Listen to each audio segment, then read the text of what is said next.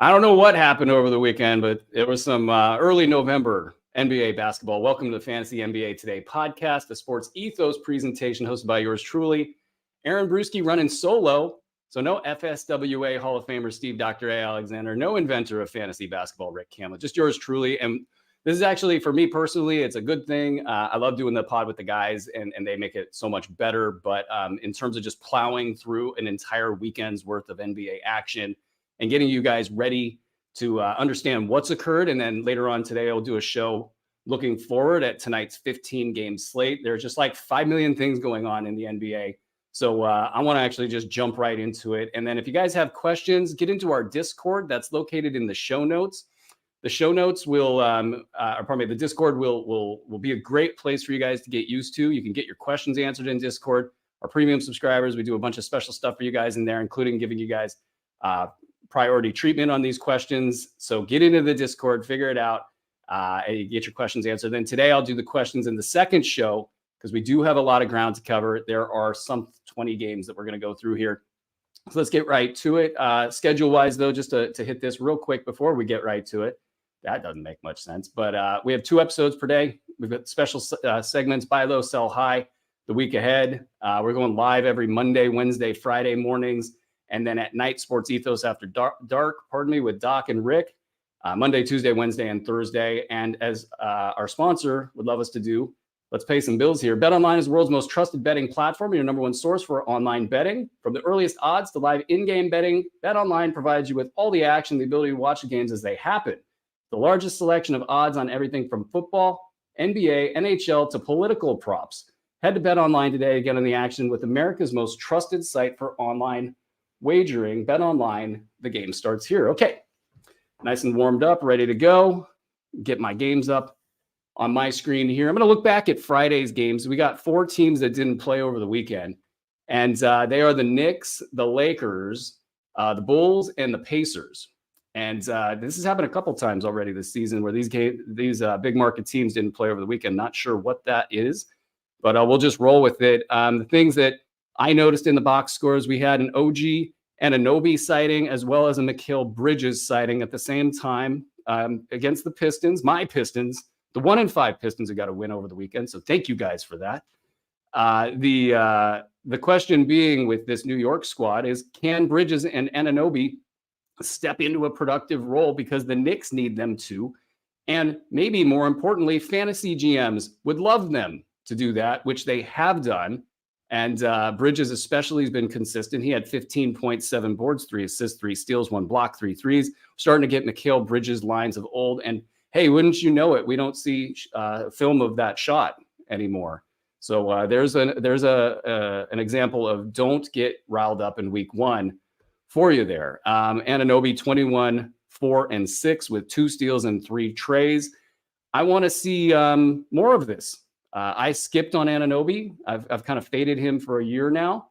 And if he could be this good, he will be right and I will be wrong, but I'm still not moved entirely. I would consider this to be a sell high moment, but I think that he's very well positioned to have a nice season. He's just got to be the one that walks through the door and stays healthy. Cat 21, 11, and 7 with 2 steals and a block and 3 triples. So he and Brunson starting to get some rhythm here. 36 points and 5 assists, 2 steals for Brunson, 6 threes. Cat shooting over 50% on passes from Brunson in some segment of the last game or 2. I don't know. But the point is that the chemistry is there. And Josh Hart, 13, 9, and 4 with 2 steals and a 3. So the entire box did well. It was a 128-98 win. Keep this in mind. Detroit still trying to find themselves.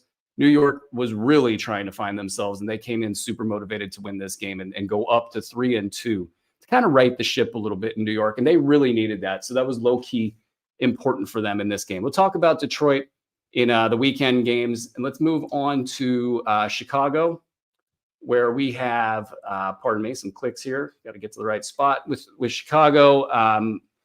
Zach LaVine is a bit of a question mark heading into today's game. 21 points, 2 assists in that Friday game. That's a good outcome considering that he is dealing with a shoulder issue. And, just in general, LaVine has been great. He is outperforming expectations. Folks that did not fade are doing quite well. Kobe White in this game, 21, 4, and 4 with 5 threes. So picking up the pace there is Kobe White. Again, this is against the Nets. The Bulls lost this game, by the way. The Nets have been playing very hard to start the season, and they're not as bad as they will be down the stretch. So this is still in somewhat expected territory, but it's worth pointing out that the Brooklyn Nets are 3-3, and they might have even been 4-2 if Detroit didn't get off the schneid in the last one there. Giddey, 11, 6, and 8 with 2 steals. So he starts pointing in the right direction. And then Dosunmu, 10, 7, and 3 and 2 threes. And this is a team that plays 3 times in the first 4 days this week. So for your streaming needs, you might be looking at even like a Jalen Smith, who went for 5 and 5 with a block and a 3 in his 14 minutes. He's been a little bit iffy on the injury report so far this season. Really a problem solver if you have a 2-center format, or if it's a deeper format and you're in need of a big man. Not only is he giving you good per minute production, but he has that theoretic upside in the event things start to go south in Chicago. But for that, for that angle, it's a 3-3 start for Chicago, with LaVine doing well, which serves both LaVine and the Bulls well, which actually accelerates them towards something new. I don't know if it's tanking. Whatever that something new would be, if they can turn the page from LaVine, that's going to increase the value of Kobe White and Josh Giddey. Players like Jalen Smith, if Vucevic happens to get traded, or he, not really a injury type, but if he starts to get shut down, you might see that Jalen Smith upside that we've been looking for a couple of years. Dosunmu is an interesting streamer in a 3 games in 4 days kind of a situation, though it's a packed schedule. We get 15 games on Monday, and I believe it's 14 games or 13 games on Wednesday, as the league takes the day off on Tuesday for the election. All right, I think that's it out of Chicago. No great revelations there. The Lakers, though it feels like they're on every night, did not play over the weekend, but they did play in Toronto. We'll talk about the Toronto side in a little bit. A lot going on the Toronto side over the weekend. I was not ready to be moved the way that I was moved during the Vince Carter retirement ceremony over the weekend. And with all of the events that occurred surrounding that, I was not ready for all of that. But as far as the Lakers go in this Friday matchup, another huge night from Anthony Davis. Now, he has popped up on the injury report with a hip issue. He's probable for tonight's game. That's kind of okay. I don't know that even myself as an Anthony Davis fader, a non-truster of his durability, I'm not looking at that hip injury and saying, oh, that's the thing we got to watch out for. I think that this is just sort of, just being very cautious with the injury reporting out of LA. Hopefully it doesn't deteriorate. And because I'm actually really enjoying the way that Anthony Davis is playing basketball. When he was really dominant late in his New Orleans days, not in the unhappy late part, but when he made the playoffs, I believe they played the Warriors in the first round. You really thought that the world was Anthony Davis's oyster, but he just did not play tough.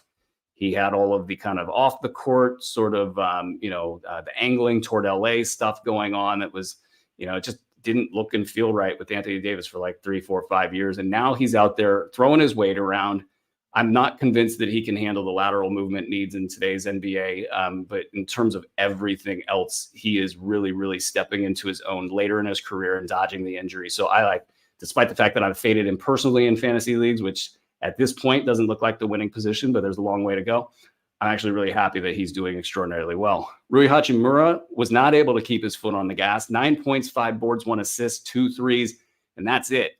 So the 2 threes really saving this line. 33 minutes. So the minutes are there, but the production's going to be spotty. So if you have Rui, if he has a big night, you're going to want to consider trying to use that night to package him in a deal. LeBron, 27, 6, and 10 with a steal and 5 threes.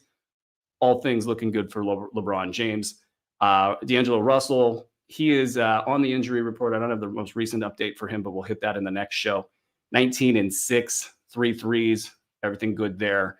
Reeves has an ankle issue. He's a little dinged up, but he's playing through it. 20 points, 6 assists, 2 steals, 1 block, 12 of 14 free throws. He is a sports ethos B150 guy that we have everywhere. Excellent start for Austin Reeves. And then I think that's it. Dalton Connect still not getting it done in fantasy leagues, but I think he'll be good later on in his career. Moving us along to the last Friday game with the Indiana Pacers, the Tyrese Halliburton stuff continues to be distressing. I've got a decent amount of Tyrese Halliburton. I've unfortunately got the 7 or the 5 pick in like 70% of my drafts. So I took the swing on Halliburton quite a bit. Now he had 11 and 11 in this game, 6 of 6 from the foul line, 1-3, no steals, no blocks, 33 minutes. Every time I turn on a Pacers game, every time I get in the car and the Pacers are on, it seems to be a lot lately, I see Tyrese Halliburton lining up for a big shot at the end of a game, and he's made a couple, but he's bricked a ton of them. And the confidence level with him is definitely something's going on there. It's been 6 games. The Pacers are 2-4. Now they're really in a hard spot right now. Miles Turner's already been banged up and has missed some time. He played in this one, 30 minutes, 12 points, 4 boards, 2 assists, 1 block, 2 threes. But the unfortunate major news out of Indiana is, of course, Isaiah Jackson, Achilles rupture tear. I'm not sure which one it is. I just know that he's out for the season. And I wonder, I watched him early in the preseason and I said, and you guys know this because I said it on air, is like something doesn't look right there. And I hope that this wasn't one of those things where like a hammy wasn't good and then this wasn't good and it just one thing led to the other and then that Achilles just went. He's out for the year. He was somebody that he was just lined up for a big year, being the backup big with his stat set, with what we know he can do with his playoff run last year. It was just lined up that he was going to be a top 100 guy at minimum, even if he stayed in a backup role all season. So he was a key piece of my personal strategy to have him as a backup center on all of my fantasy squads, which I did. I actually started fading him a little bit because Mogbo came along. We'll talk about that a billion times for the rest of the year, probably. But Jackson gone. Now the Pacers, no backup bigs. They're going to have to go and look at Obi Toppin as a backup big. Jarris Walker, I think they're going to piece this together until they can somehow get out there and get on the free agent big man market and find like a Bismack Biyombo type out there. But this is big. And what I think it might do for Tyrese Halliburton is sometimes things get so big and bad that you have to get your confidence back. You have to step up and do what you need to do. And so if this is purely a confidence issue out of Tyrese Halliburton, and now they've got their backs against the wall, 2-4, they got to start winning some games right now, 1-3 away. So they've been on the road for 2/3 of these games. I'm not sure where they're playing tonight, but it's probably at home, odds-wise. One way or another, he has to start producing. He needs to be the guy, and that's going to be the pressure that he's going to start taking. Locally in the news, it's all going to come together, and of course, it's a buy low moment for Tyrese Halliburton. But beyond that, and you should definitely do this, guys. Try to get Tyrese Halliburton on your squads. He could be had for a second rounder right now. He might be able to be had for a third rounder right now. One way or another, try to get him on your squads. If he is a degraded version of himself all season long, I'll take the L. I don't mind. But there's a very good chance that this is just a blip in a long season and he needs to, get his act together. He gets his act together and you guys can get some profit. But I do think beyond the buy low question, which is kind of low hanging fruit, what people who drafted him in the mid-first round want to know is, are we getting mid-first round value this season? Are we getting back end of the first round value? Are we getting middle of the second round value with Tyrese Halliburton? If you buy into Tyrese Halliburton, you're probably going to get either a break even or better. That's not the question here. It's for those of us who can't swing that deal because everybody's sort of hip to it. Or pardon me, if you have Halliburton, you're not going to be selling Halliburton. What is actually the profit here? Am I going to be in a hole because I drafted Tyrese Halliburton in the first round? That's the thing that we're trying to figure out. And that's the thing that I think we're going to find out real soon with him. Otherwise, elsewhere within that roster, you're kind of trying to figure out who might pick up the pace. If, Miles Turner and whatever replacement level center are filling those center minutes, and you start to see maybe Obi Toppin play at the 5, maybe Jarris Walker play at the 5, that's going to make some power forward minutes available. I'm looking at Aaron Nesmith, who only had 10 minutes in this game. He's battling, I forget the kind of injury he has right now off the top of my head, but he's questionable for tonight's game. And I wonder, can he clear the injury issue and then step into this? I've always loved him as a 9-cat guy. Maybe lost a little bit in the shuffle. I've seen him on waiver wires in a few leagues, even deeper leagues. Can he come back and be a top 100 guy just consistently? That's a question I have for this roster. Benedict Mathurin, 19.6 boards, 3 assists, no steals and blocks, 1-3, stat issues for days. Can he be more consistent and climb up over the cut line? And really that same question throughout, the rotation at large. That's in a nutshell, what I'm looking for there. All right, let's get out of Friday's action. We'll get into the Saturday games. Give me 1 second here to clear this out. Okay, Saturday's games. I'm going to start with Boston and Charlotte here. Of course, we had all of the drama with Grant Williams going on, and I think that spiced up the action and gave Boston a reason to play. So once again, Grant Williams did a disservice to his team with his mouth, which is a common occurrence. A 113-103 win for Boston. Jason Tatum went big. So no issues there after getting chucked. Horford, a down game. And this is where I think this is the year that you can't really trust Al Horford, unfortunately. Love his fantasy game, love his career, but there's going to be too many of these 0.6 rebound, 5 assist, 1 steal games with 4 missed shot attempts. There's going to be way too many of those to make the good ones, worth hanging on to. Luke Kornet got into the action. The Unicornet, somebody that 4 or 5 years ago we were extremely excited about in Minnesota, of all places. 19 points, 4 rebounds, 3 assists, 1 steal, 2 blocks, 6 of 6 from the field, and 7 of 7 from the foul line. This might be the best line he has all season, but, my guy, Nemish Keita, he might just clear him.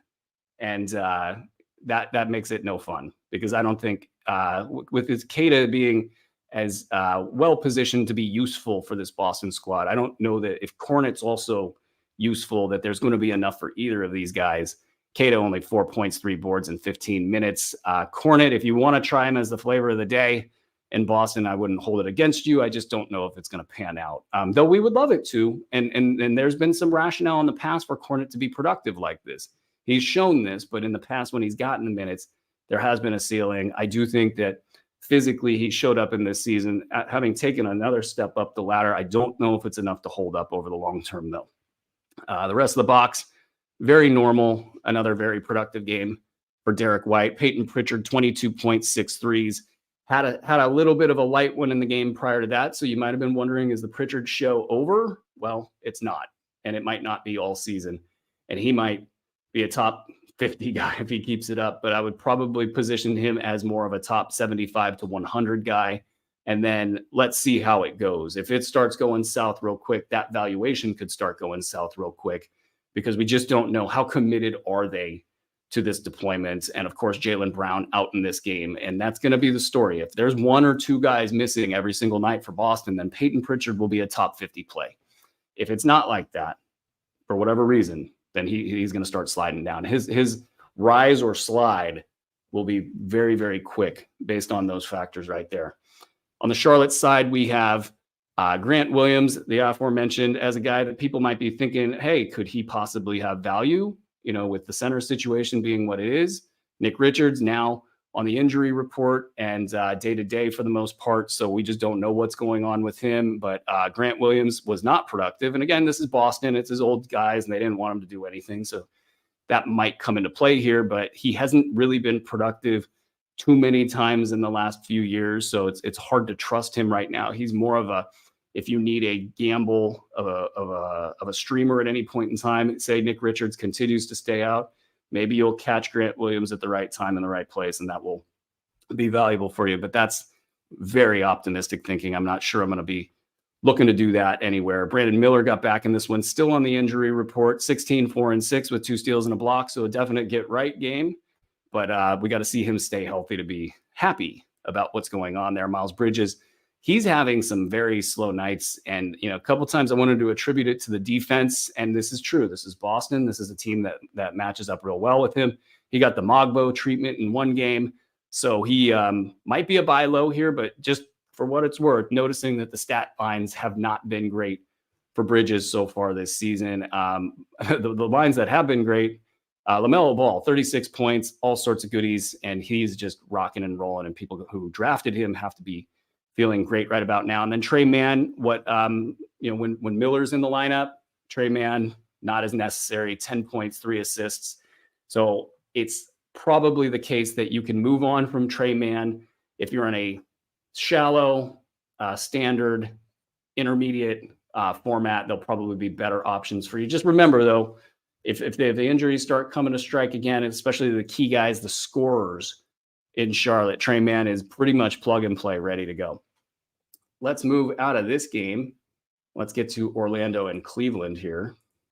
Again, this is Fantasy NBA Today, presented by Bet Online. My name is Aaron Bruski. I'm taking you through all of the weekend's action. And then later, after this show, we will do a look-ahead show, and we'll look at all the action tonight. And then you guys can get your questions in. Go ahead and get your questions into the Discord right now. We'll answer them in the second show. And the link for the Discord is in the show notes. Okay, Orlando and Cleveland on screen, somewhat ready to go. The unfortunate news, Paolo Banchero out for 4 to 6 weeks. That's not new news. We've known that for a bit now. But what is going to be the next step here for Orlando, and what's that going to look like? Franz Wagner in a rematch of the playoffs against a Cleveland team that's clicking on all cylinders, 6-0 Cleveland, that is. Franz was able to put up 17, 8, and 6 with 1 steal. That's it. 1 of 3 from the foul line. No other cash counting stats. So on the surface, this looks good. But in the details, it's not that great.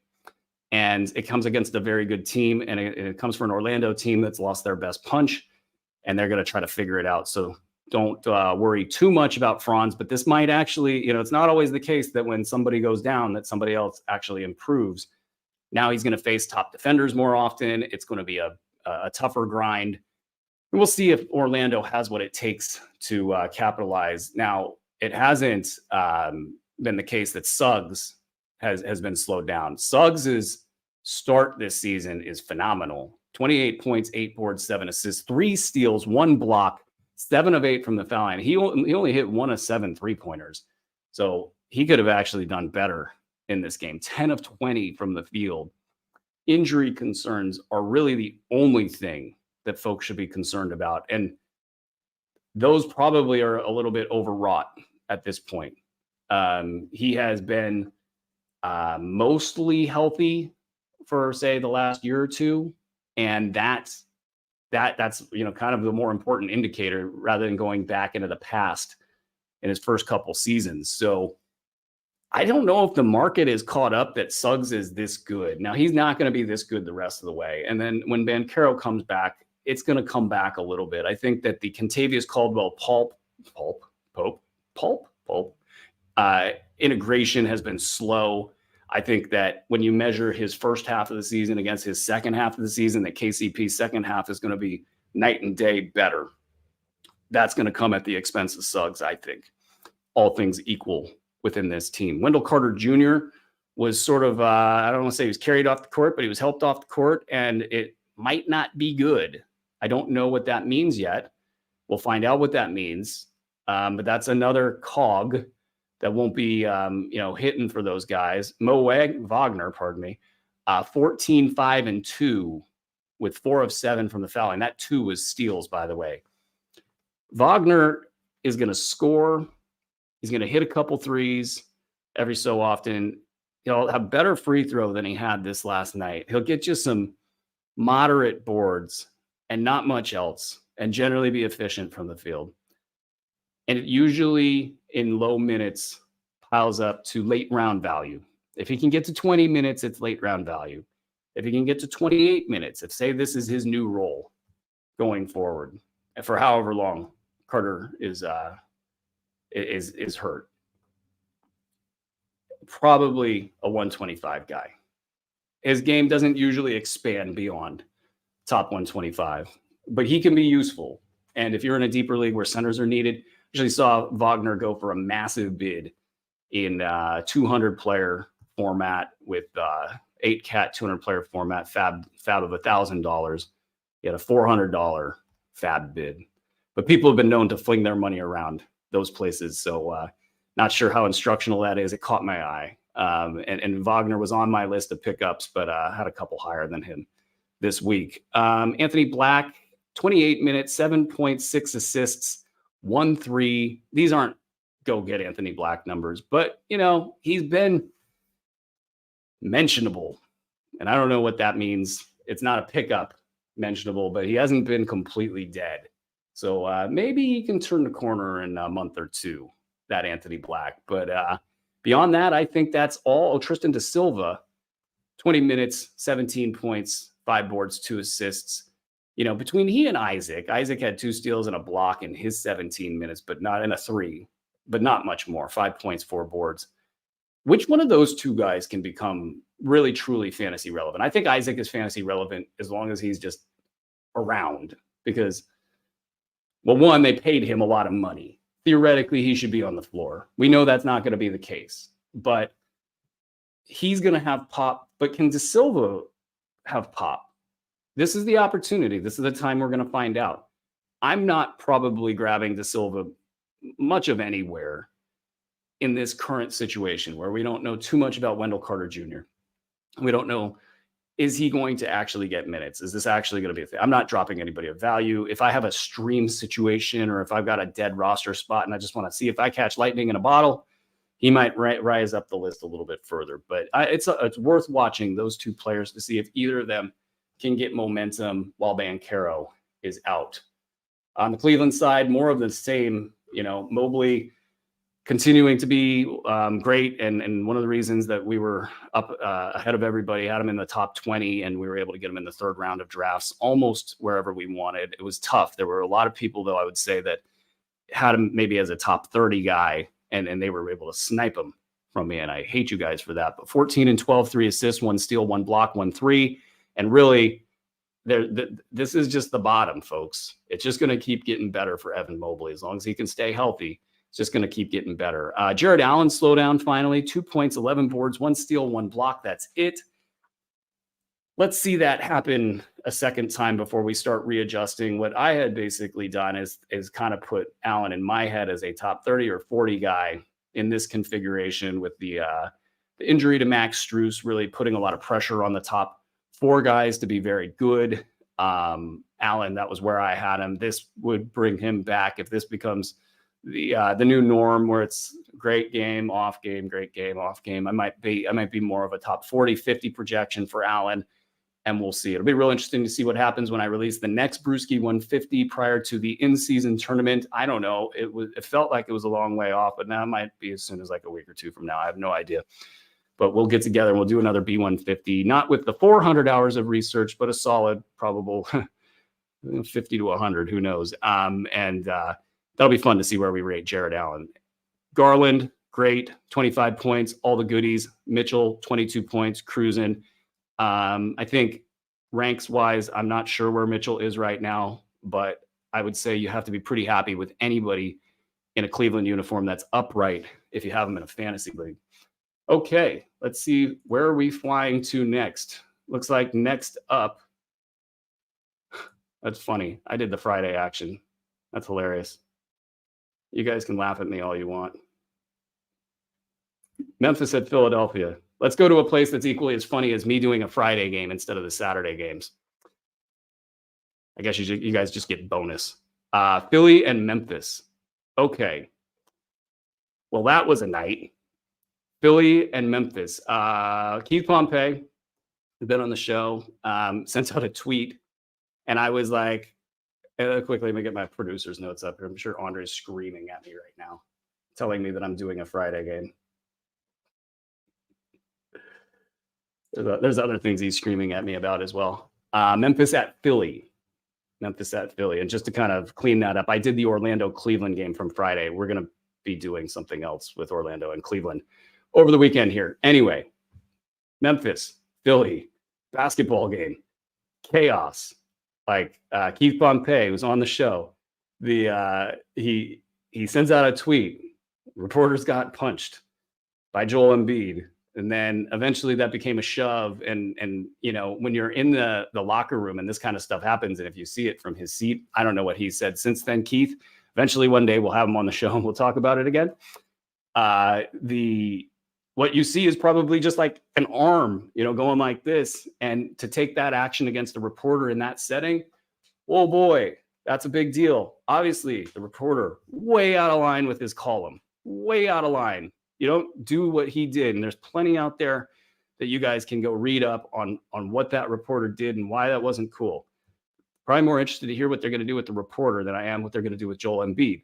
The league's going to have to assess that he's healthy and then give him whatever suspension they're going to give him. The fight over that, I'm sure, will be very intriguing if you're into medical stuff. But I think that it's been uncomfortable, for Philly. Like, there's all sorts of crap going on. I'm sure they knew about this Joel Embiid knee stuff. I'm sure they knew like that the first couple of weeks he probably wasn't going to play. I'm sure they've been ready for all this stuff, but they're just taking shots left and right. And Joel Embiid, I think, is legitimately pissed right now. I think Joel Embiid is legitimately pissed that he's not on the floor. I think Paul George is legitimately pissed that he's not on the floor. I bet this Philly team is going to play with so much piss and vinegar. Now, Paul George is coming back, I believe, for tonight's game. And then Joel Embiid, if I had to guess, is real close. Now, that suspension is going to come into play. And I don't really care how many games he misses on the front end here. Like, we took Embiid in places.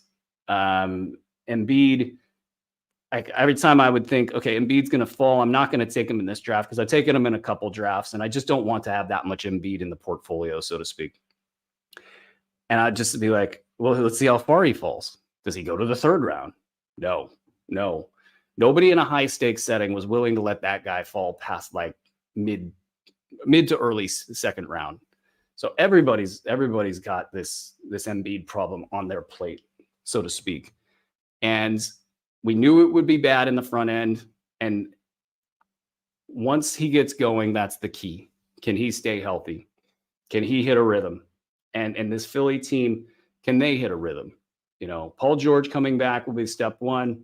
Joel Embiid coming back will be step two. And then that from there is going to determine everything. Now, as far as the game itself goes, as I bring up this box score, I'll just talk about the Philly side first. Go a little out of order here. It's been a little disappointing for Andre Drummond. 4 points, 9 boards, 1 steal, no block, 1 of 7. This is the problem with relying on Drummond. This is the problem with sort of betting into Drummond. It was looking very good there, especially early on. I mean, he was kind of playing really well, which is not the norm for Andre Drummond. He's great at stats, not great at real basketball. Now the stats didn't show up. Joel Embiid coming back soon. I think you're probably looking to bail on Drummond in some way, shape, or form at some point in time if you're sitting on Drummond as this show rumbles into its next phase. Kyle Lowry saw 21 minutes there, 10 points, not much there. I don't think anybody's biting on Lowry. Maxey, 23-6 with 3 steals, 4 threes, 8-19. That's actually a low line for him lately. And he has been doing just fine, answering criticisms that his numbers go down without Joel Embiid on the floor. Kelly Oubre has been serviceable, had another serviceable night. I think this team's going to be a little bit of a stay away from them team outside of the main guys as they reintegrate Paul George, and then ultimately they reintegrate Joel Embiid. But piss and vinegar, guys. I think you're going to see a Philly run. They're 1-4 right now. They're going to get those guys back. It'll be a little bit messy for those, 1 or 2 games. But then after that, I kind of foresee like out of a 10-game stretch that they win 7 or 8 games in weeks, say 4 or 5. All right. LOL. Memphis Grizzlies, just laughing at the chat. Jaren Jackson, 27.6 boards, 3 steals, 2 blocks over the weekend, alternating great games like this with the not so great games. So we want to see a little bit more out of Jaren Jackson, but the fact that we're seeing these games, that does a lot, I think, for his value around fantasy leagues. He has been an enigma over the last year. These are the types of lines that we want to see out of him. Super efficient, 11 of 16 from the field, 3 of 4 from the foul line, big steals, big blocks. Great game for Jaren Jackson Jr. Can Santi Aldama keep it going? Well, yeah, he can.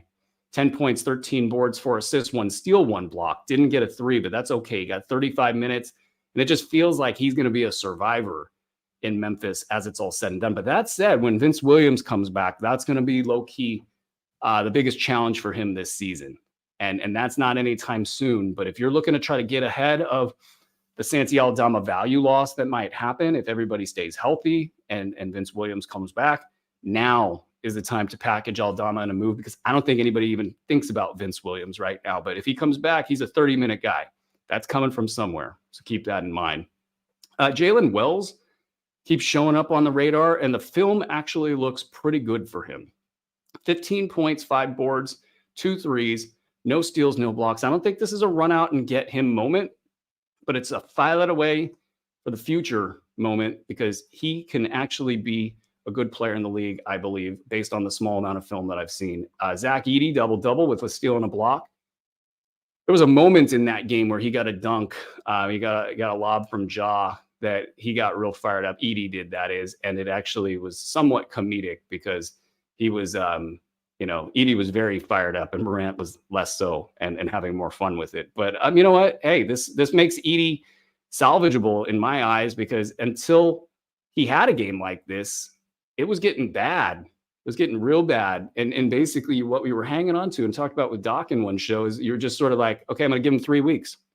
Well, this is why you give a young player like this 3 weeks. You just don't know, how long it's going to take for him to figure out the speed of the game, especially at his size. Things move quick. He does not. He's going to have to figure out how to move his body at the speed of the NBA play.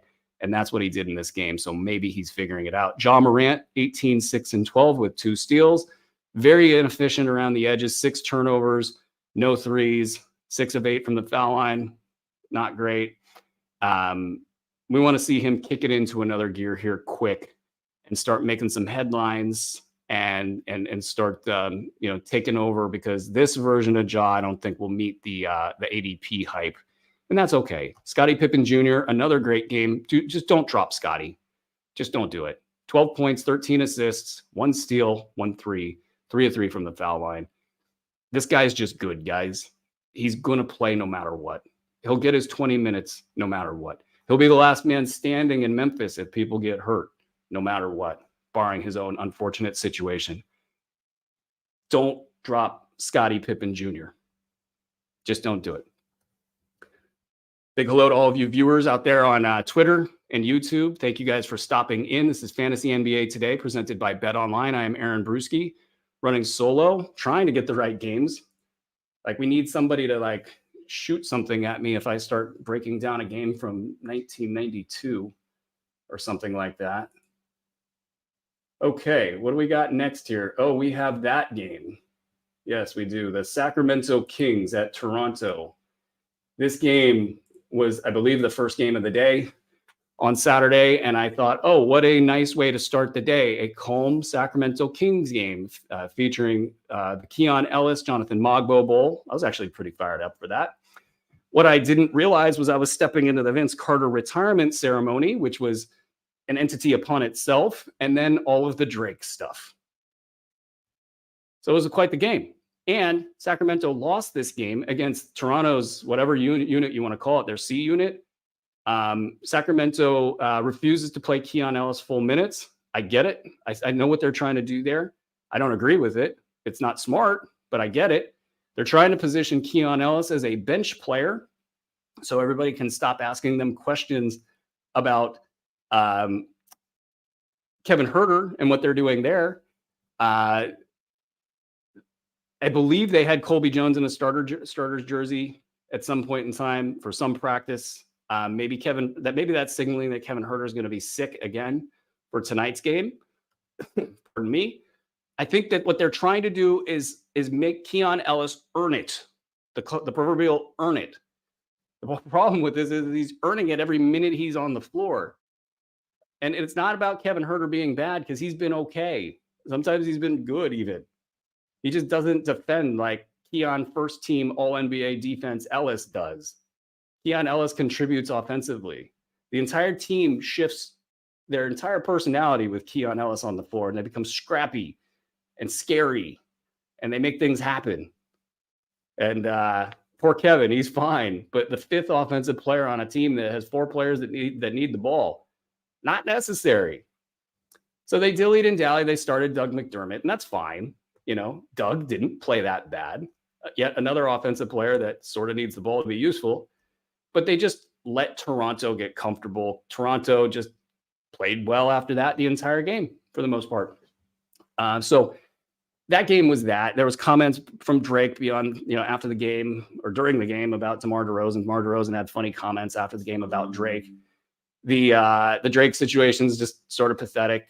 Drake types in life always get figured out, but here we are talking about Drake.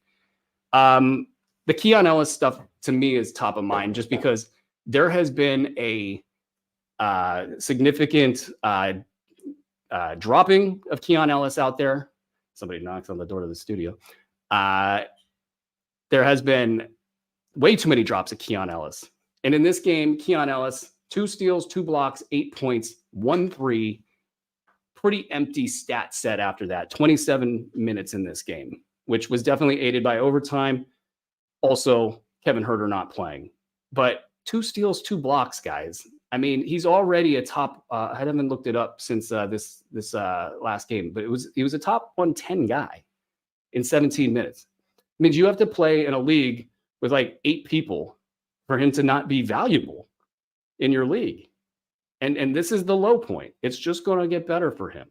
So there should not be really a dropping of Keon Ellis unless your teams are so stacked that you don't need to deal with the Keon Ellis situation. Like the top 75 value that he can provide you is not helpful in its current form, because currently it's 115, and that's kind of a pain in the butt for you, right? You don't know if he's going to do that in his, he had a DNP, he had an 11-minute game, I believe, and you don't want to deal with 11-minute. Is he going to scrape together a steal, a block, and however many money counting stats? You don't want to deal with that because you got plenty of top 75 guys.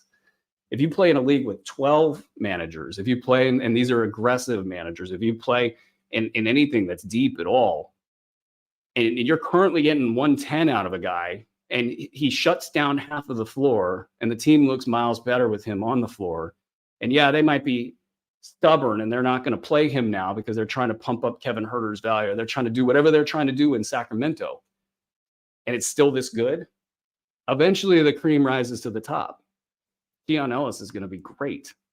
So I don't know why there's so many drop questions for Keon Ellis. I don't know why I was able to pick him up in competitive, deep, high-stakes leagues the way that I was over the course of the weekend. Everybody else was great. Monk, 21 points, 4 boards, 4 assists, 2 steals, 3 threes. If Monk wasn't scoring, the Kings were really struggling at times in that game. He was great, but statistically, DeRozan, 33 points. He went nuclear late. Full stat line for him. Sabonis, 17, 20, and 10. For a game where they kind of struggled, there were a lot of stats for these guys. Keegan Murray fouled out, but 16 and 10, a steal, a block, and 2 threes. Guys, Keegan Murray, this is the bottom, and it's only going to get better. So just keep getting in on Keegan Murray. De'Aaron Fox playing with some kind of a pinky ailment on his shooting hand. This is a big year for Fox. This is why I went in heavy on Fox this year. He's going to play through all this stuff. He went 0 of 11 from 3. Maybe it's the finger. Maybe it's not. He's probably not going to quit unless there is a serious reason to do so.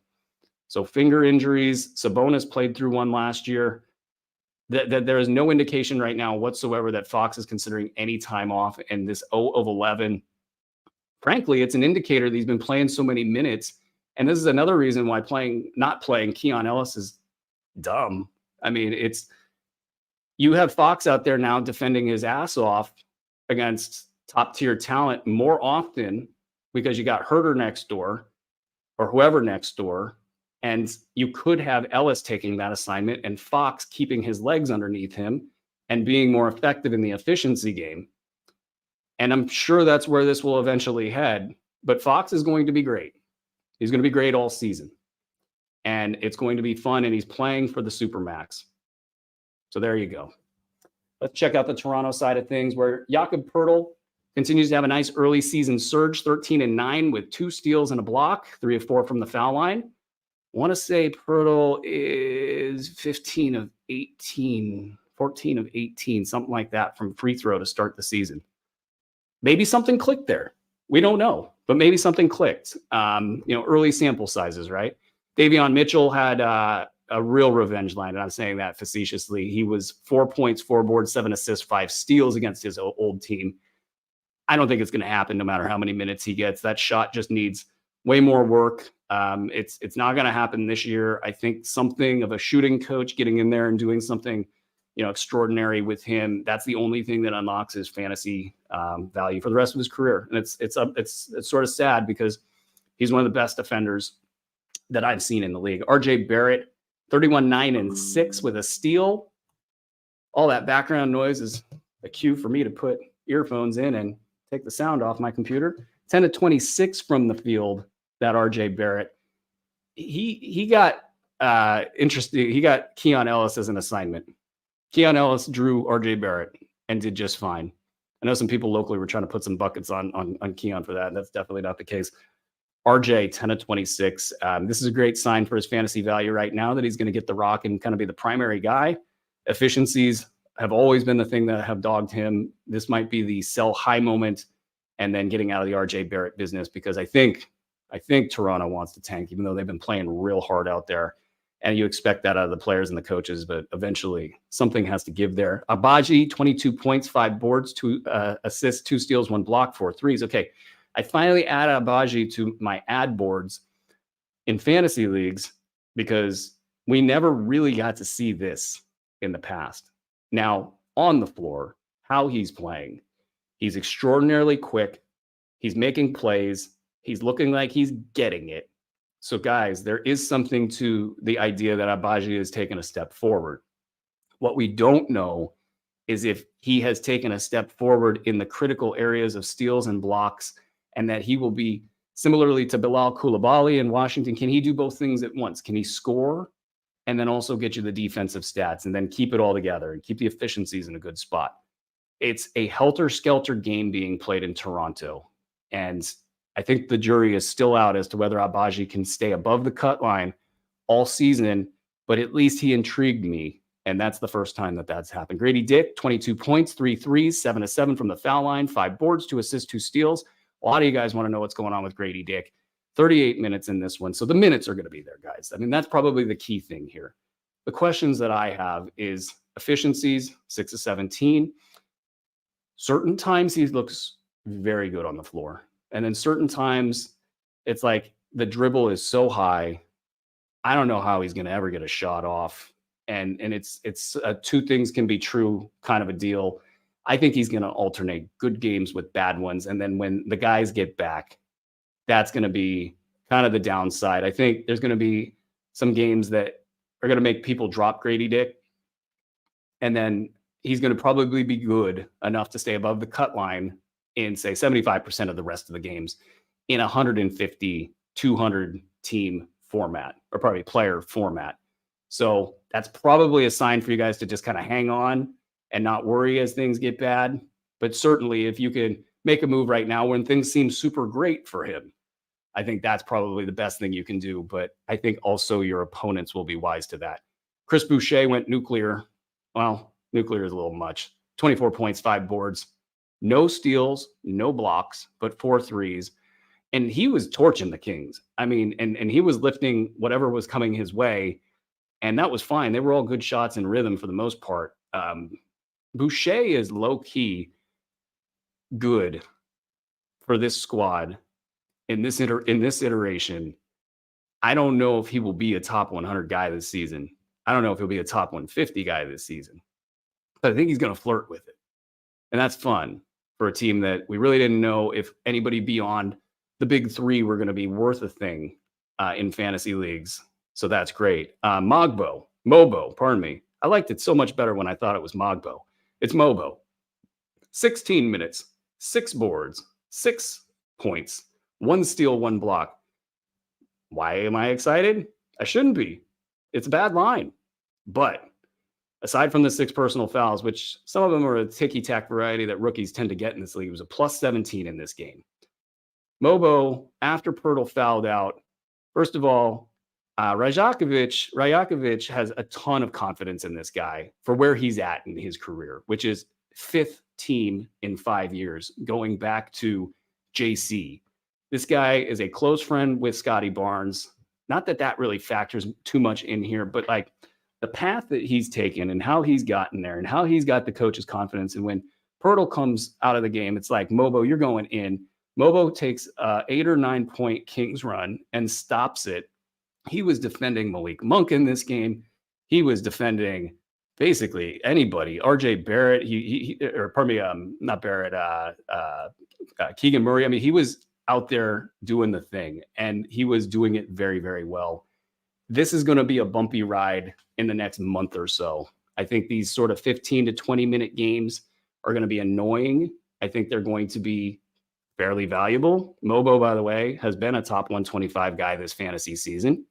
It's the same conversation with Keon Ellis. If this is the bottom, you can deal with this. And then if he can ever get 25 minutes of run per night, if we're in March and April, especially for you guys that have a lot of playoff formats, we're in March and April and this guy is packing 25 minutes in a game, in games that start to get really loose, where the stats start flying all over the place, and he's getting you close to 2, 3, maybe even 4 steals or blocks in a game with double like numbers, good field goal percentage. The free throws were 2 of 4 here. I don't think he's become a good free throw shooter overnight, but maybe he can be somewhat passable in that area. So I think Mobo fever is going to keep getting bigger and bigger. And there's nothing about what Mobo did in this game that didn't make me super confident about his future. All right, let's get out of Toronto here. Let's head on over to Chicago at Brooklyn from, oh, pardon me. I swear that screen is going to mess me up again.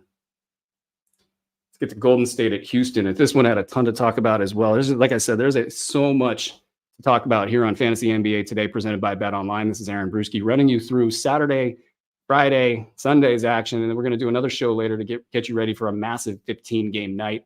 Check out the layup line. Gonzalo put together a great piece breaking down all of the fantasy angles for 15 games. Fantasy Pass members get that article and so much more. Get into the Discord where you can get your questions answered. The link for that's in the show notes. All right, let's keep it moving. Warriors, this team's limited without Steph. They went into Houston and they won in an overtime game. There's a lot of stuff on the Houston side of the line that requires talking about. But let's get to the Warriors side here first. Green, double-double. Not much to talk about there. Trace Jackson Davis still on the outside looking in, 6-3 and 3 in his 13 minutes. So he's continuing to show that if that can ever change, if he can get up to 20, that there might be something cooking there. He's probably worthy of minutes. I know the great Rick Kamla thinks so.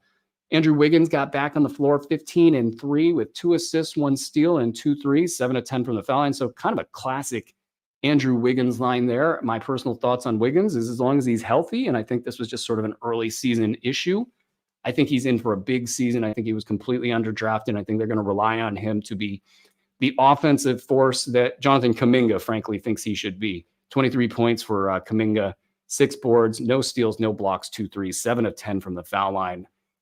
Kuminga's got the big name and the big price tag right now, but give me Wiggins all day long. And Buddy Hield, 27 points, 7 boards, 2 assists, 1 steal, 1 block, 6 threes.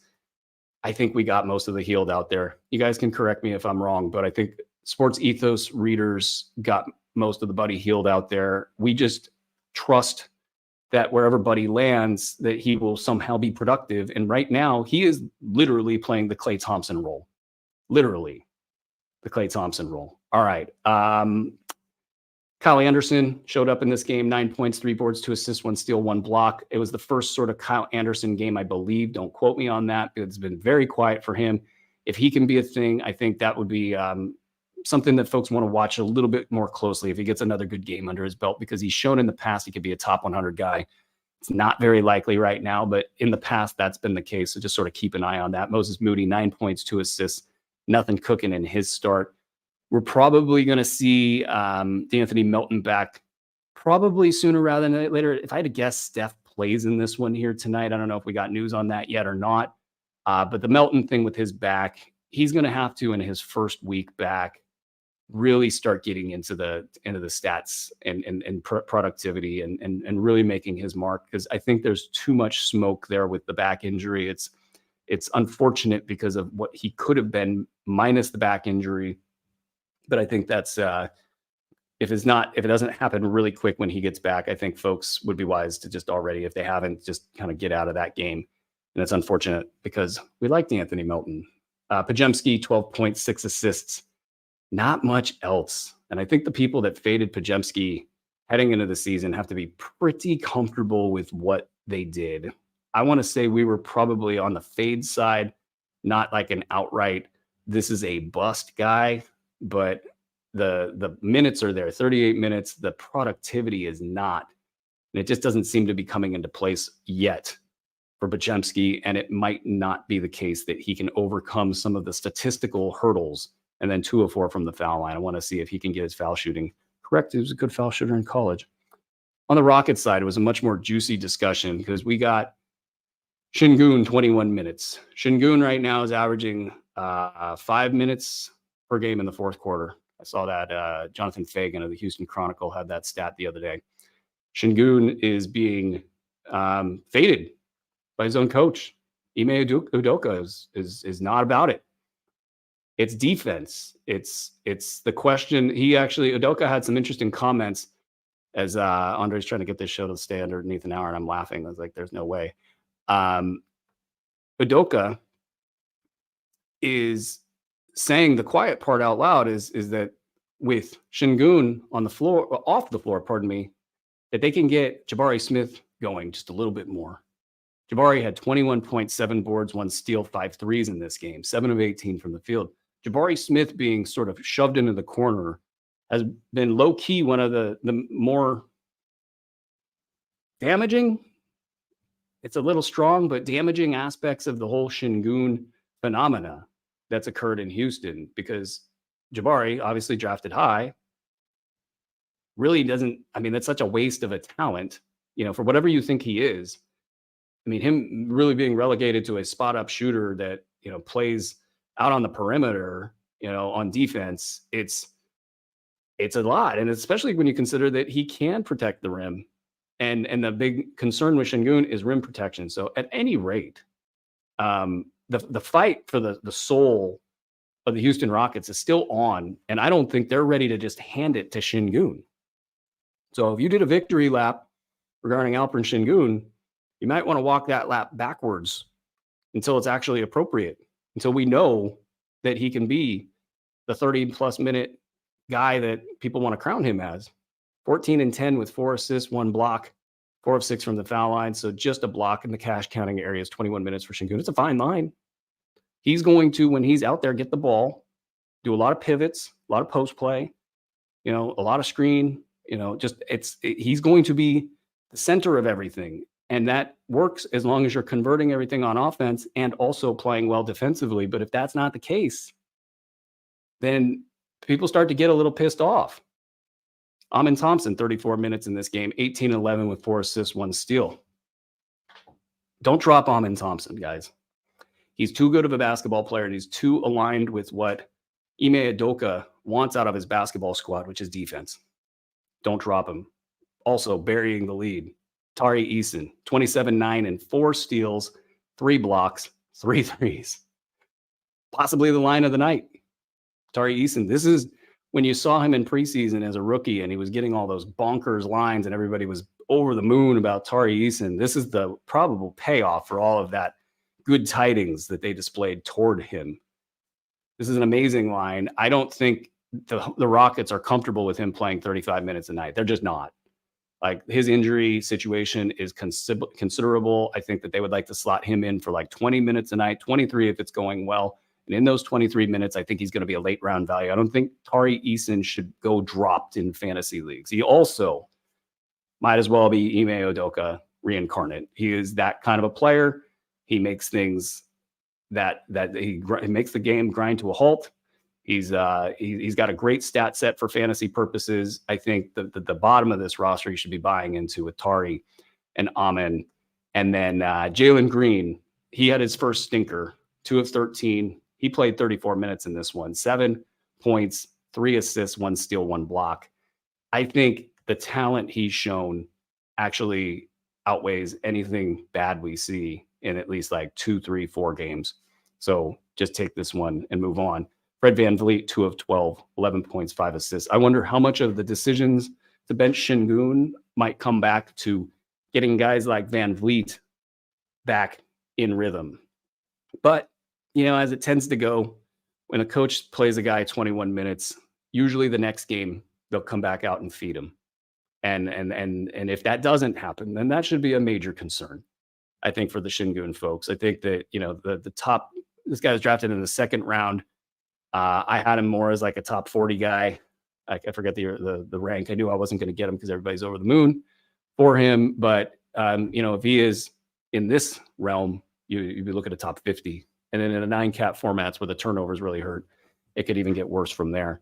But it's early. It's early. And I think that Udoka's fine to send a message to Şengün that, look, it's defense, not offense. All right, let's get out of Houston. We're going to try to pick up the pace here so we can get all the games in. We got Milwaukee and Cleveland. Not a ton of action. That's a great game to pick up the pace with. This is a Cleveland Cavaliers team that I've already covered because I already covered their Friday actions. I'm not going to cover them much at all. I will say that Jared Allen sort of did get back at 15 and 12, but no blocks in that game. Nothing relevant or pertinent per se. So we'll keep it moving over to the Milwaukee Bucks side. All the questions about a slow start, all the questions that I had about what happens if this team starts slow and then they start looking for the exits. Well, hey, here we are. Giannis, 34, 16, and 9. That gets a lot of headlines. Not so much on the headline side. 1 steal, no blocks, no threes, 4 of 7 from the foul line. I think it's a good game to sell with. But I'm not a big Giannis guy to begin with. Damian Lillard, I think he decided he wanted to go out fighting in this game. 41 points, 13 of 24 from the field, 10 of 15 from 3, 4 rebounds, 9 assists. I do think this is a get-right season for Lillard. I think that the issues off the floor involving his divorce certainly were not helping him in his start in Milwaukee. I think he's going to try. I think he'll be the one that tries to keep the band together, and Giannis is going to be the one that's looking for the exit. Gary Trent Jr., 3 points, 1 of 10. Players, when this kind of big stuff is going on around them, the secondary and the tertiary players, they are the ones that get hurt in these situations. So like Brook Lopez, 6 and 6, 2 blocks.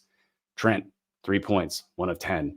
Like these things start to occur when the team tightens up, and the team tightened up in the sense that it was 51 combined shots from the main guys and not so much for anybody else. Bobby Portis, 10 points, 8 boards, 5 of 10 shooting. Only 4 players had double-digit shot attempts in this game. Let's get out of Milwaukee and into San Antonio. First of all, shout out to Greg Popovich. Hope everything's going okay for you, as he's going to be off for the next week or so on the most recent reporting that I've seen. And the Spurs 3-3 to start. Minnesota 3-3 after the loss to the Spurs. Lots of odd stuff going on in Minnesota. I mean, Julius Randle gets his 21 points, 5 boards, 2 assists, 1 steal. That sort of disgust you can hear in my voice is the decision-making going on at the ownership level, where they're currently fighting over the team.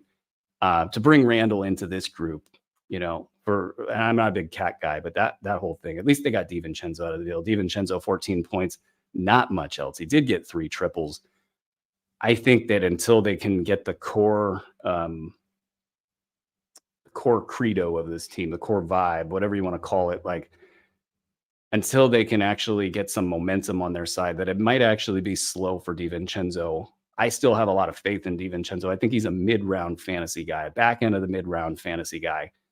I'm trying to get as much DiVincenzo as I can right now. It's going to be bad though. I think it's going to be bad for maybe like a couple weeks, maybe a month, until they can figure out what the next thing they have to do in Minnesota to be competitive is.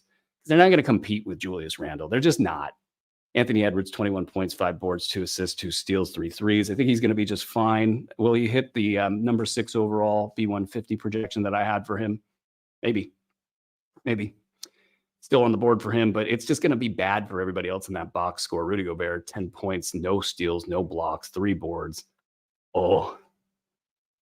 This will be the year that I win on the Gobert fade. Mike Conley still plummeting. And again, this is what happens when you bring a Julius Randle into your squad. Naz Reid, 11 points, not much else. This is what happens when you bring Julius Randle into your squad. On the Spurs side, Julian Champagnie, bring him up first. He's one of my favorite B150 plays of the season. 7.6 boards, 3 assists, 1 block, 1 3. 29 minutes there. It's been meh for him. But you know what? I had him rated at like 110 or something. So that's what he's producing at right now. And I kind of just think he's going to keep his minutes, though we will be watching. Devin Vassell should be returning at any point in time right now. So we're going to be watching to see if he could do that. Victor Wembanyama, he had the one shock game, one big 5x5, but it's been mostly meh since then, but he'll be fine. Chris Paul, 15 points, 13 assists, three triples. I think people are really seriously, and for good reason, asking, did Chris Paul go extraordinarily underdrafted? And the answer is yes, he did. Where will Chris Paul be in a month or two? Top 50? Question mark? That's kind of the question on my mind right now. So maybe you can unpack that in terms of evaluation. Zach Collins had a low-key 111 in the bottom of that box score, but he needs to be way better than that to hit the radar. Stephen Castle, 3 points, not much else. He's going to be a waiver wire guy, methinks, for at least another month. And then we'll see if he can create any momentum for himself. As I reach into the next box score here, we have Washington at Miami. Washington at Miami. And on the Miami side, Bam Adebayo finally had a big one, 32 and 14. So that'd be a line that I'd be trying to move Bam Adebayo with. Of the things that would be worth our time right now, there aren't many. In fact, there are none. So let's move it along to the Washington side, where Alex Sarr is really doing a good thing here. 17 points, 6 boards, 4 blocks, 1 3, 7-11 from the field. You got to feel great if you took a chance on Sarr. I mean, a lot of the indicators said, this isn't the year for the guy. I was kind of eschewing my own rankings every so often and just being like, I'll just take a Sarr here and a Sarr there. And I feel like I probably should have done that a little bit with the rankings. It was impossible to project him higher, I don't think. I mean, sure, somebody else probably did it, and they should get the credit for making that projection. But, and just the pure sense of what we saw and what we kind of could expect, I think he's definitely overperforming expectations. So congrats to him. Jordan Poole, 2 steals, 2 blocks. Jordan Poole's everywhere. 6 cash counters, 2 3-pointers, 21 points. Keeping the ball moving, Jordan Poole. Bilal Coulibaly, 22 and 8, no steals or blocks. He did get the 2 threes. I need to see him do both things at the same time. I need the defense and the scoring before I'm going to declare it a Bilal breakout. But, I'm happy with it. I think most people are. But for it to be a true Bilal breakout, got to have those 2 things happen at the same time. Kaishan George is showing up with minutes, 27 minutes, 6 points, 8 boards, 1 steal, 3 blocks. He's on my watch lists.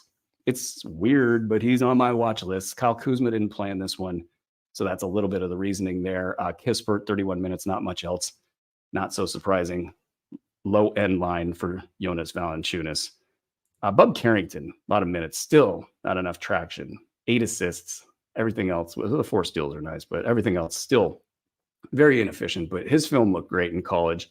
Wouldn't be surprising if he can right the ship. I just don't know if it's going to be now or more likely like 2 months from now, which makes the hold position right now quite tenuous. Okay, we are moving. I'm sure that's making production so happy, and I kid, because we want to give you guys a comprehensive effort here, and we don't want to cut corners.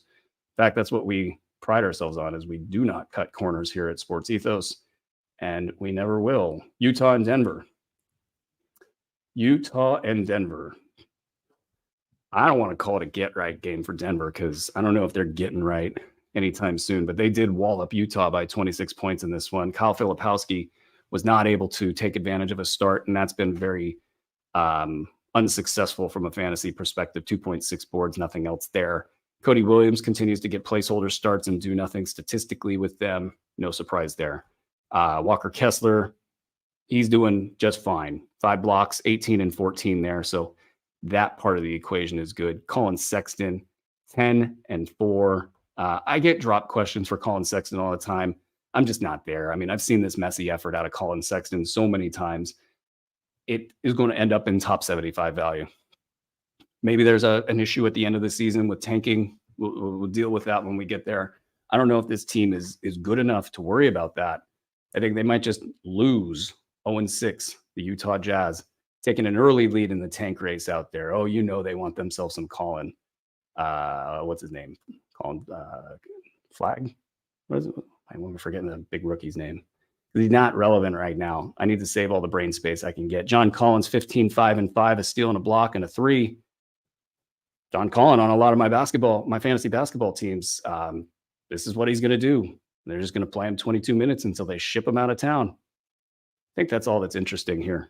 Unless we want to go into the Eubanks estuary And honestly, it might get there, folks. We might be talking about Drew Eubanks at some point in time this year, but yeah, Cooper Flagg, that guy. Thanks, Andre.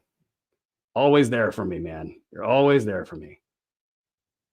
On the Denver side, I almost skipped them because it's Denver, and I don't know how much Denver I can take. But it's the same thing over and over again. It's not even the fantasy side; it's the reality side. It's the Calvin Booth is he's got his guys, and he's mad at Michael Malone, and Denver is doing whatever they're doing as a result of that. In this game, they've got Russell Westbrook starting, and he's going 2 of 11 from the field.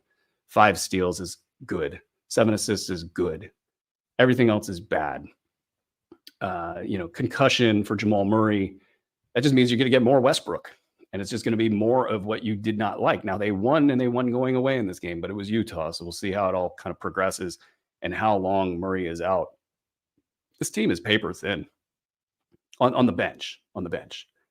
And Christian Brown was kind of a run-of-the-mill Christian Brown line. I think the line he got in this one, 17 points, 3 threes, 2 steals. This is what you should expect from Brown. If you get more than that, tip your cap. But this is a Christian Brown game if I've ever seen one. And there's just going to be sort of this frustrating brand of basketball until something changes in management in Denver. Will it? I don't think so. So expect more frustration along the way. So maybe Jokic and company can get salty enough in the playoffs that they can actually make some noise. And I would actually expect a Michael Malone team to do nothing but that. Portland at Phoenix, as we kind of are getting close here, almost to the end. Portland at Phoenix.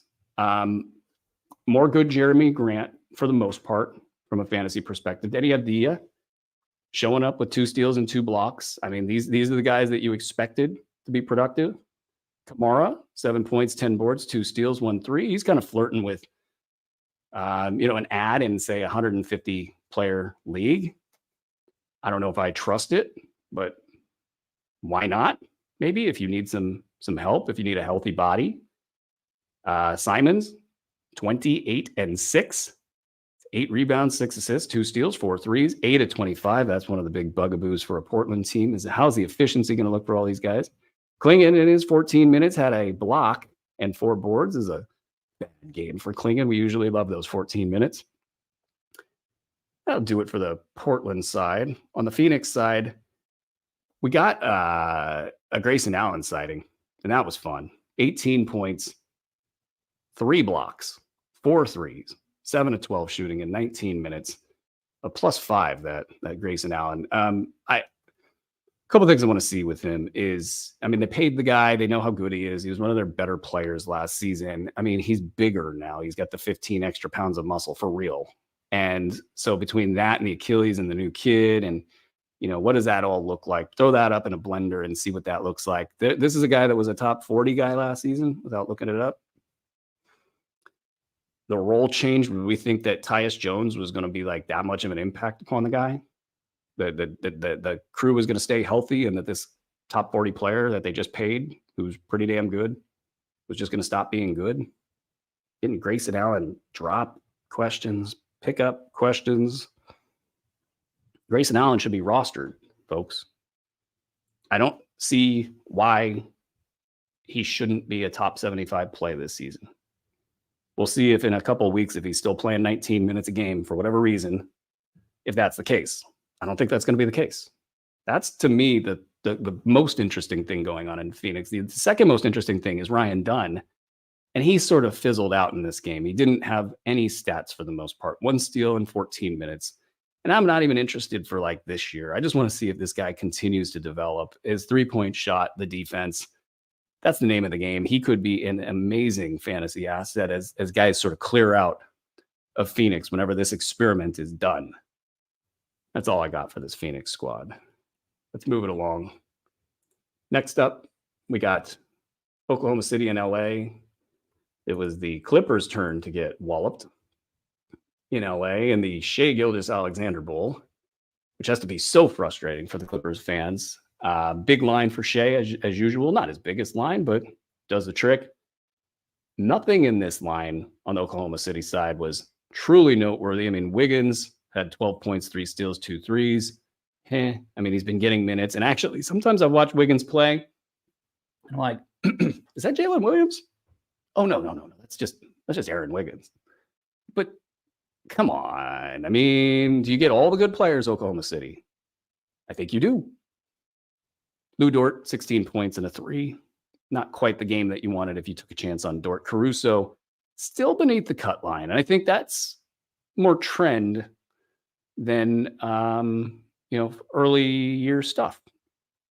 Maybe this changes at some point in time during the year, but I think if you thought that Caruso was going to be a late round value, if you thought that Dort was going to be a late round value, I think what they've shown us is more concern than actual hope that that's going to be the case. And I think you should move on to greener pastures. If you have either of those players, if you're in a 150 or 200 player format, you could find somebody else that can be a little bit better. And it's sad because I like those guys and I think that they could eventually start producing, but maybe not this year. On the LA side, Zubac starting to slow down a tiny bit, 9 points. And again, this is an Oklahoma City Thunder box. And anytime we talk about Oklahoma City Thunder, we have to take the other team and take their box score with a little bit of grain of salt. But just 9 points in this one steal, 1 block. So a little bit of a slowdown there. James Harden, just to 12 points, 13 rebounds, just to 12 points. All defensive rebounds, 7 assists, 3 steals, 3 blocks is great, though. That really saves the night for James Harden. Same stuff from Norm Powell and Kevin Porter, 7 points, 4 rebounds, 4 assists, 1 3. He's going to be fantasy relevant this season. That's going to happen. I don't know if he's worth the pickup right now, but he'll be fantasy relevant this season. Let's get into the matchups from Sunday. Thank goodness. We had Detroit finally getting their win. 106. Oh, then pardon me. They're 2-5. My screen must not have updated earlier. So 2-5, the old Detroit Pistons. My win totals bet and my coach of the year bet are alive, folks. They're alive. Brooklyn came out strong in this one and then started to fade. Tobias Harris, 18 points, 5 boards, 6 assists. I think this is, again, kind of where Tobias is going to live all season. Jalen Duren got 3 blocks, 17 boards. Okay, bad team alert. This comes against Brooklyn, but I don't care. You're going to play bad teams during the year. If you're getting me 3 blocks, Jalen Duren's going to have the type of year that had people projecting him higher than I did in the B150, which was very unfortunate because I love Jalen Duren, what he's all about. Just the questions regarding can he stay healthy and his lateral quickness and can he block shots? He's been answering the block shots question. I only got Duren in like 1 league this year. Pretty bummed because I think last year we were robbed of a big Jalen Duren season by the ankle injuries. Cade Cunningham, slow night, but that's okay. Jaden Ivey, 15, 5, and 5 with a steal and a block and a 3. I mean, the playing time and the numbers have been there. So good job if you jumped in so far on Jaden Ivey. Now we'll just see what this team wants to do with all of that. And as usual, Noah Sarr Thompson update, at least at the time of recording. On the Knicks side, or probably the Nets side, we got Cam Thomas with a slowdown game, 17 points, nothing else, 6 of 17 shooting. This is the concern about the Cam Thomas stuff. Ben Simmons had at least 1 highlight in the game. 4 points, 6 boards, 6 assists, 1 steal. That should say it all. Dennis Schroeder, slowdown, 7 points, 3 steals. This is how it's going to be for a bad team, folks. And it might be the case that at 3-3, and especially with Detroit hungry for a win, like it could be the case that teams, if Brooklyn was walking in 0-6, teams would take the night off. But I think the coaches that are playing Brooklyn can say, hey, look, these guys are somewhat healthy. They're playing hard. You guys need to actually get up for them. But that slowdown for Schroeder, I don't know. If what was a chicken and the egg, I don't know. But it's going to be bad on certain nights for bad teams. This was one of them. Cam Johnson, 26. It wasn't a bad night for him. 26 in a full stat line. I think he's going to produce at a top 75 to 100 level for the first half of the season. You could do with that what you should, which is sell high. Dorian Finney-Smith, 9 points, 2 steals, 1 block, 2 3. So kind of barely hanging on for folks.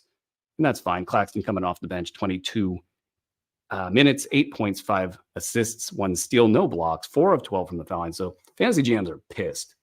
And they should be.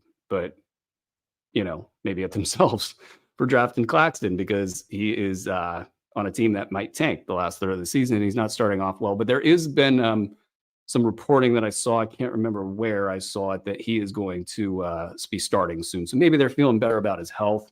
Maybe that'll ignite some bigger lines for Claxton.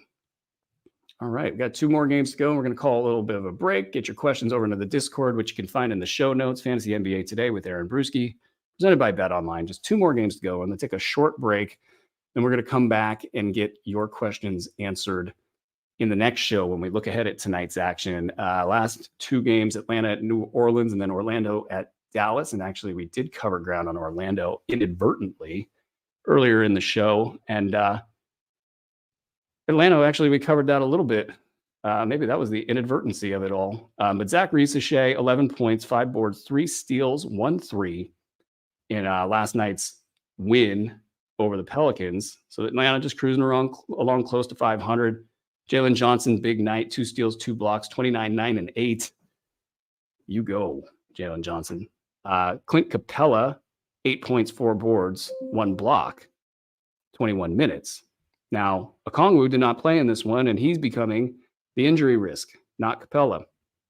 It's too early to know what to do with Okongwu. I think, the fact that he's taking games off this early is kind of what a team does with a player that's got a known issue, which sucks to say. It feels like this now becomes a majorly known issue. This thing's just now kind of dogging him in multiple seasons. But being early in the season, I think you kind of maybe just put him on your bench and just see what happens when he does get back on the floor. If it is the case that he keeps going back and forth between these 2 statuses, then at that point in time, I think it's fair to look at drop questions.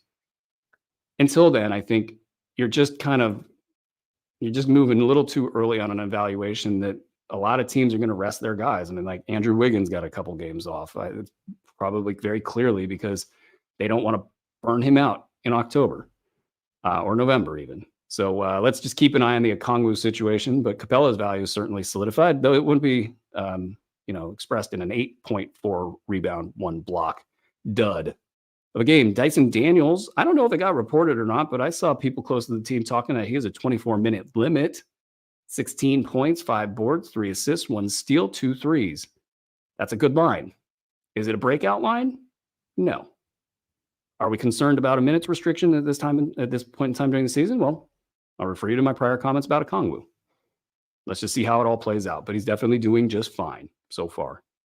There are big minute guys at the bottom of this rotation where you got 14 points, 6 boards, 1 steal for Larry Nance in 25 minutes. Roddy, 26 minutes. Not much cooking with this stat line.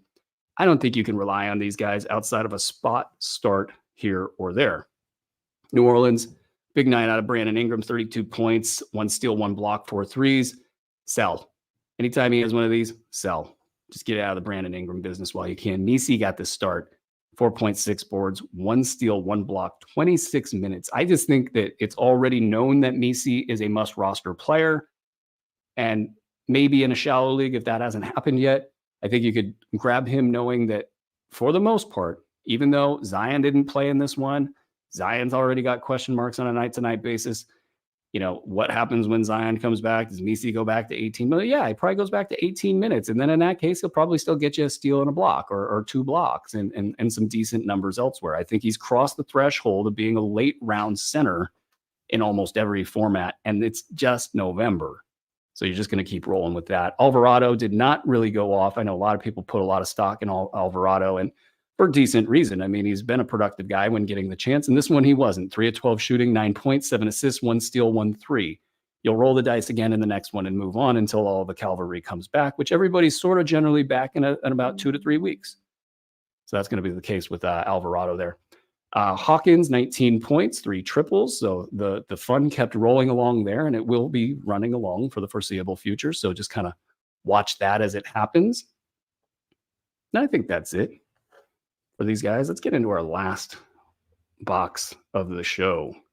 And again, we already talked about Orlando. De Silva got the start in that last game. So, yay that. Wagner, efficiency issues, as we described when we did the Friday breakdown for no good reason. Wendell Carter, he's the one that walked off in this one. He got the 9 minutes. Caldwell, 7 points, 2 threes. So still not getting it done. Suggs finally had a down night, but I'm not too worried about that.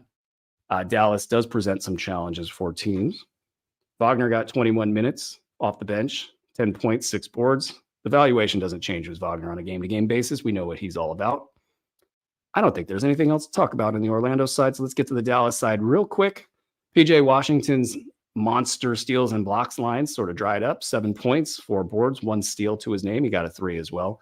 Gafford did not have a block. He did have a steal, but he did go for 18 and 8. So you'll take that. Kyrie, a low end 17-point effort. Luka, 11 to 22 from the field, getting those field goal percentage issues righted, at least for one night. 5 threes, 32 points, 9 boards, 7 assists. Nobody's going to say no to that. Clay, 9 points, 5 boards, 4 assists, 2 blocks to float a slow night from beyond the arc at 1 of 5 shooting. Lively, 11 and 11 with no blocks. So kind of a quiet line. Okay, guys, a lot of basketball to cover, and we got to get out of here. So I'm going to quickly take us out, but definitely get into the Discord if you want to get your questions answered. The link is in the show notes. I will be answering questions on the back end of the next show. I'm going to take a quick break. We'll be back and we'll break down all 15 games heading into tonight's slate. I'll get a quick update on the news, drink a little water, have a protein shake, all that good stuff, and we'll see you guys after the break. This has been Fantasy NBA Today, presented by Bet Online, a Sports Ethos presentation. Ladies and gentlemen, and until next time, be well.